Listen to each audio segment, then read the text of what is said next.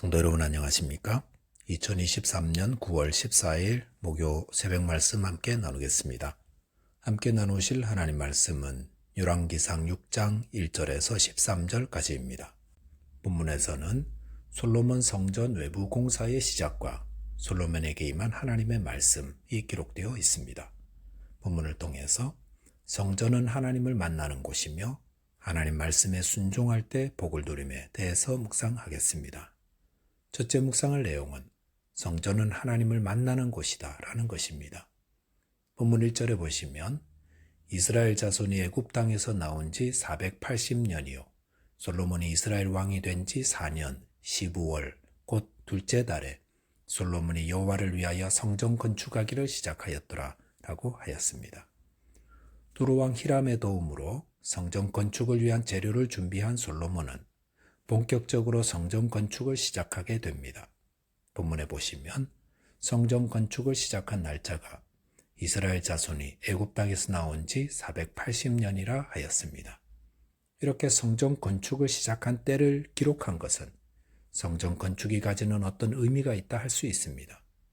특별히 성전 건축은 출애굽 이후 480년 후라고 했습니다.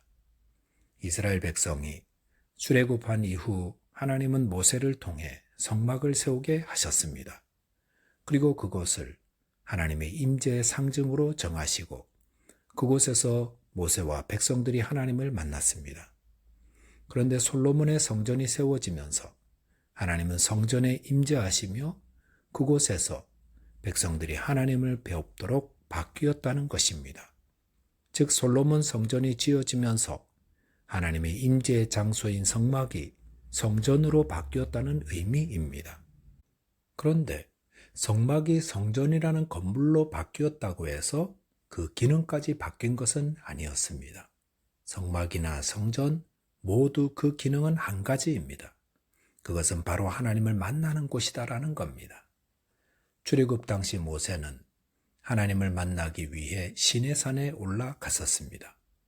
그래서 출애굽기 19장에서 하나님과 이스라엘 백성들이 언약을 맺을 때 백성들은 몸을 깨끗이 하고 시내산 앞에 섰고 하나님의 영광이 시내산에 임하자 빽빽한 구름과 천둥 가운데 하나님이 임재하셨습니다. 그런 후에 하나님은 모세를 통해 성막을 짓게 하셨고 그 성막에 하나님이 임재하셨습니다. 그 이후로 모세는 하나님을 만나기 위해 시내산에 올라가지 않아도 되었습니다. 그런데 하나님이 왜 성막에 거하시는지 그 이유를 생각해 보아야 합니다. 하나님은 천하보다 크고 높으신 분인데 그 작은 성막이 적합하지 않습니다. 그것은 성전도 마찬가지입니다. 그래서 솔로몬도 열왕기상 8장 27절에서 하늘과 하늘들의 하늘이라도 주를 용납하지 못하겠거든 내가 건축한 이 성전 이오리까라고 하였습니다. 하나님이 거주할 집은 어디에도 없습니다. 그럼에도 성막에 거주하시고 성전에 거주하시는 이유가 무엇입니까? 그것은 우리를 사랑하셔서 우리를 만나주시고 우리가 하나님을 만나 은혜와 복을 누리게 하시기 위함입니다. 성막이나 성전은 어떤 곳입니까? 그곳은 하나님을 만나는 곳입니다. 성막이든 성전이든 그 기능은 한 가지, 즉 하나님을 만나는 곳이라는 겁니다. 그것은 교회 건물도 마찬가지입니다. 이곳이 의미가 있는 것은 하나님을 만나는 곳이기 때문입니다. 어디든 주님의 이름으로 모이고 하나님을 만나는 곳이라면 그곳이 성전이라는 말입니다. 예수님이 성전을 정화한 곳은 헤롯이 지어준 성전이었습니다. 헤롯은 유대인도 아니고 그가 성전을 지어준 이유는 유대인들의 환심을 사기 위한 것이었습니다. 이렇게 순수하게 지어지지 않은 성전을 예수님은 만민이 기도하는 집이라고 하셨습니다. 그것이 비록 불순한 의도로 지어진 곳이라 할지라도 백성들이 하나님을 만나 예배하는 곳이라면 그 목적대로 사용되기를 바라셨던 것입니다. 성막이나 성전, 또 어떤 건물이든 하나님을 만나는 곳은 성전입니다. 그곳에서 하나님을 예배하고 기도하고 하나님을 만날 수 있다면 그곳이 성전입니다. 저와 여러분이 하나님을 예배하고 기도할 때에 그곳을 하나님을 만나 섬기는 성전 되게 하시기 바라겠습니다.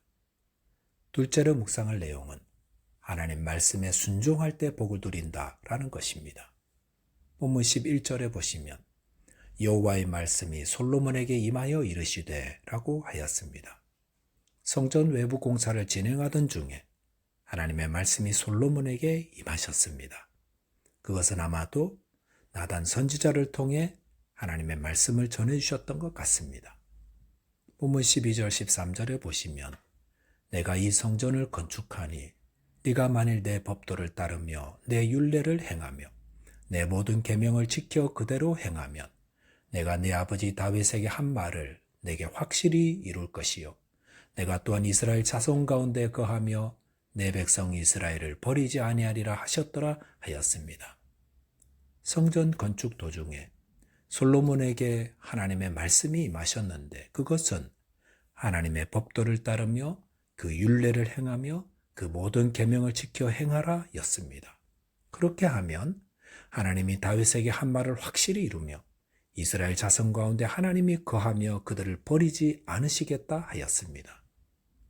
이 말씀은 참 중요한 말씀이지만 그 내용은 특별히 새로운 것이 아닙니다. 이미 하나님이 여러 번 하셨던 말씀입니다. 그런데 하나님은 왜 이 말씀을 성전 건축 도중에 하신 것입니까? 본문을 묵상하면서 왜 하나님이 솔로몬에게 이 시점에 이 말씀을 하셨는가를 생각해 보면 하나님이 왜 이 말씀을 하셨는지 알 수 있습니다. 그것은 성전 세웠다고 복받는 게 아니라 하나님의 말씀을 따라 순종할 때 복받는다는 것임을 다시금 알려주기 위함이었다는 것입니다. 성전 건축을 할 때 솔로몬을 비롯하여 모든 사람들은 성전이 완공된 후에 아름다운 모습을 기대했을 것입니다. 그리고 또 한 가지 기대하는 바는 성전을 건축했으니 이제 하나님께 복을 받을 거야 라는 기대일 것입니다. 즉 성전을 건축했으니 이 성전이 있는 한 하나님이 영원히 우리를 떠나지 않으시고 우리를 버리지 않으시고 복을 주실 것이다 라는 확신을 갖게 된다는 겁니다. 실제로 이스라엘 백성들은 성전이 있는 예루살렘 성은 절대로 무너지지 않는다는 신념을 가지고 있었기 때문에 유다가 멸망하기 전 예레미야를 통해 바벨론에게 항복하면 살 수 있다는 하나님의 말씀을 듣지 않았었습니다. 그런데 정말로 건물로서의 성전이 있는 한 하나님이 이스라엘을 버리지 않으신다면 하나님이 그 말씀을 하셨을 것입니다. 그래서 너희가 참 기특한 일을 시작했구나. 성전이 있는 한 내가 너희를 버리지 않고 떠나지 않을 거야. 이렇게 하셨을 것입니다. 그런데 오늘 본문에 임한 하나님의 말씀에는 그런 것이 없습니다. 그리고 후에 성전 봉헌식 때 주신 말씀에도 그런 내용은 없습니다. 그 대신 오늘 본문에 보시면 하나님이 복을 주시는 것은 하나님의 계명과 율례를 잘 지키며 그대로 행할 때라고 하셨습니다. 그렇게 하면 하나님이 다윗에게 말씀하신 바를 다 이루고 이스라엘을 떠나지 않고 버리지 않으신다 하셨습니다. 하나님께서 왜 이 말씀을 하시는 것입니까? 왜 성전 외양 공사를 하고 있는데 이 말씀을 하시는 겁니까? 그것은 지금 짓고 있는 성전이 그 자체로 복의 통로가 되는 것이 아님을 다시금 되새기게 하기 위해서라 할 수 있습니다. 성전 건축했으니 이제 복은 따놓은 결과라는 마음은 참 조심해야 합니다. 우리는 내가 한 공로로 복을 받는 것이 아니라 하나님의 말씀에 순종할 때 은혜로 받는 것입니다. 그래서 교회 건축했으니 복을 받을 거야, 성교했으니 복 받을 거야, 예배 드렸으니 복 받을 거야, 아주 잘못된 말은 아닙니다. 하지만 우리가 하나님의 복을 받는 것은 하나님의 말씀에 순종할 때입니다. 하나님의 말씀을 따라 순종하며 행할 때 하나님이 은혜로 복을 주시는 것입니다. 저와 여러분이 하나님을 사랑하며 경외하되 그 말씀대로 온전히 순종함으로 하나님의 은혜와 복을 받아 누리는 자 되시기 바라겠습니다. 기도하겠습니다. 하나님 아버지, 오늘도 주님의 백성들을 만나 주시기 위해 저희를 찾아오시는 주님, 감사합니다. 그 하나님의 말씀과 계명을 온전히 순종함으로 하나님의 은혜와 복을 받아 누리며 나누는 자 되게 하여 주옵소서. 예수 그리스도 이름으로 기도하옵나이다. 아멘. 오늘도 믿음 안에서 승리하는 하루 되시기 바라겠습니다. 감사합니다.